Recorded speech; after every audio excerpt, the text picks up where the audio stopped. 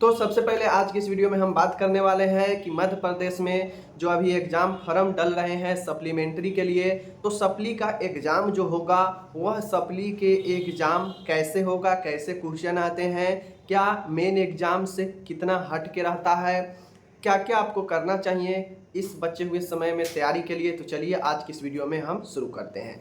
सबसे पहली बात मैं आपको बता दूं माय डियर कि जो भी स्टूडेंट है जिनका या तो फर्स्ट ईयर में बैक लगा होगा किसी सब्जेक्ट में या तो फिर सेकेंड ईयर में बैक लगा होगा, उनका सप्ली होना है। थर्ड ईयर वाले का भी है, तो थर्ड ईयर में भी जिनका बैक लगा होगा उनका भी सप्लीमेंट्री होगा। फॉर्म अभी डल रहा है। तो जैसा कि मैं आपको बता दूं कि जो सप्लीमेंट्री का एग्ज़ाम होता है, सबसे पहले आपको ये ध्यान में रखना है, बहुत लोग को ये डाउट रहता है कि अगर हम बैक लग गए, फेल हो गए, तो हमको सभी सब्जेक्ट का फिर से देना पड़ेगा। तो ऐसा नहीं होता है। आप किसी भी सब्जेक्ट में बैक लगा है, जिस भी सब्जेक्ट में, आपको सिर्फ वही सब्जेक्ट का एग्ज़ाम होगा, उसी सब्जेक्ट का आपको प्रैक्टिकल होगा। ये बातें क्लियर कर लीजिए। चाहे आप फर्स्ट ईयर में बायो साइंस में फेल है तो सिर्फ बायो साइंस का होगा, ठीक है।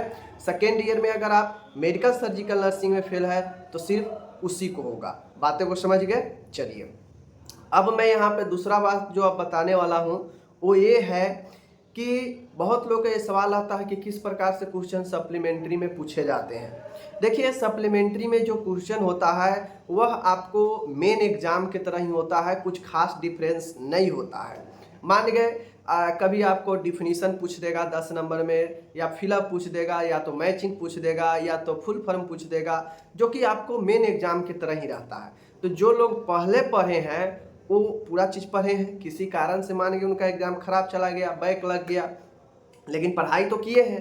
तो मात्र जितने समय बचे हैं उस सब्जेक्ट पर फोकस कीजिए और उसको जो है आप लोग रिवाइज कीजिए, 2 बार 4 बार डेली पढ़ने का प्रयास करें। जो इम्पोर्टेंट क्वेश्चन मैंने सारा बता दिया है कि किस सब्जेक्ट में कौन कौन इम्पोर्टेंट है, शॉर्ट लॉन्ग में डिफिनीशन तक मैं पढ़ा चुका हूँ। तो आप लोग 22 से 23 वाले को रिवाइज कीजिए, first year, second year, third year, और उसका प्लेलिस्ट भी बना है। प्लेलिस्ट में 22 से 23 करके दिया गया है। आप वहाँ से जो इम्पोर्टेंट आपको लगता हो, जिस प्रश्न में आपको समस्या हो, आप उसका वहाँ से तैयारी देखकर समझ के कर सकते हैं।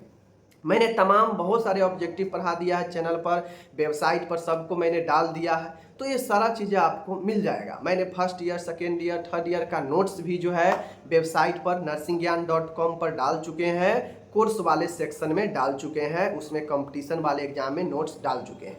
तो आप लोग वहाँ से कर सकते हो। अब रही बात आपको एग्ज़ाम जैसे होता था, फर्स्ट मेन एग्ज़ाम जैसे हुआ है पहले आप लोग दे दिए हैं, वैसे ही आपके सप्ली भी एग्ज़ाम होगा। आपको अपने ड्रेस में जाना है, एग्ज़ाम देना है, सारे चीज़ जैसे कॉपी वहाँ फिल करते थे वैसे यहाँ होगा। बस वो एग्ज़ाम रेगुलर होता था, अब ये एग्ज़ाम एक्स पेपर होगा, यानी आपका बैक पेपर होगा, जो जिस पेपर में आप बैक कर गए हैं। उसके बाद इसका रिजल्ट आएगा, पास हो जाएंगे, फिर नेक्स्ट ईयर का सबके साथ में एग्ज़ाम हो जाएगा। बातें को समझ गए। बहुत सारे ऐसे स्टूडेंट होंगे जिनका फॉर्म तो भर गया था, बट किन्हीं कारण से वो एग्ज़ाम देने नहीं जा पाए, एग्ज़ाम नहीं दे पाए, उनका एग्ज़ाम छूट गया, तो उनका एग्ज़ाम होने वाला है। बातें को समझ गए, उनका भी एग्ज़ाम होगा। तो इन सारे चीज़ों, अब उनका एग्ज़ाम होगा जिनका एग्ज़ाम छूट गया था पूर्ण तरीक़ा से, तो उनका सभी सब्जेक्ट का एग्ज़ाम होगा, चाहे फर्स्ट ईयर है, सेकेंड ईयर है, थर्ड ईयर है, तो उनका सभी जो है एग्ज़ाम होगा। सभी ईयर्स का जो है एग्ज़ाम जो होगा वह उनका कंप्लीट जो है पूरे सब्जेक्ट का एग्ज़ाम होगा। बातें हुई। अब जो एग्ज़ाम ही नहीं दिए हैं किसी सब्जेक्ट का, तो उनका तो टोटल होगा, टोटल उनका होना है। तो ये चीज़ें हैं।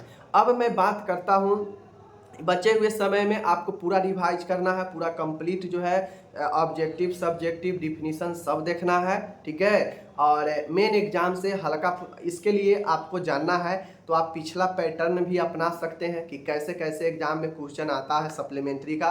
इसके लिए मैं वेबसाइट पे ही क्वेश्चन बैंक भी दे चुका हूँ, ठीक है।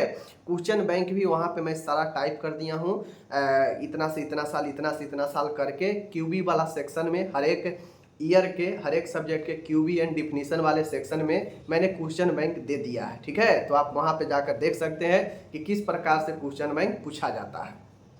ओके, तो आपको ये बचे हुए जो भी है अगस्त लास्ट में एग्जाम होना है, जिसका सब चीज़ बता दिया गया है। अब कोई दिक्कत ना हो तो टाइम टेबल आ जाएगा कंप्लीट, और कोई दिक्कत ना हो तो आपका टाइम इधर उधर नहीं बढ़ेगा, तो आपका एग्ज़ाम समय पर होगा और आप लोग एग्ज़ाम देंगे और आप लोग जो है देखिए ज़्यादा कोशिश नहीं करना है, आप लोग पढ़े हुए हैं, बस 2 बार 4 बार रिवाइज चीज़ों को करते चलिए। जहाँ पे कन्फ्यूजन लगे, जहाँ पे लगे कि आप भूल चुके हैं चीज़ों को, वहाँ पे फोकस कीजिए और आप यही ट्राई कर सकते हैं। ज़्यादा ट्राई के चक्कर में आपका दिक्कत फिर से हो जाएगा।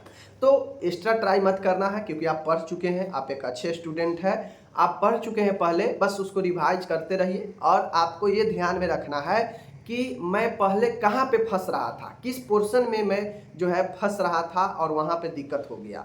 तो आपको उस पोर्शन को मजबूत करना है जहाँ पे आपका वीक पोर्शन है, कमज़ोर पोर्शन है। बातें को समझ रहे हैं? तो इस प्रकार से चलिए मिलेंगे अगले वीडियो में। आप अपना ख्याल रखिएगा। क्वेश्चन बैंक का हेल्प लीजिए, जो क्वेश्चन बैंक मैं प्रीवियस ईयर 8 से 10 सालों का वेबसाइट nursingyan.com पर डाल चुका हूँ। ठीक है, मिलेंगे अगले वीडियो में। अपना ख्याल रखिएगा। धन्यवाद।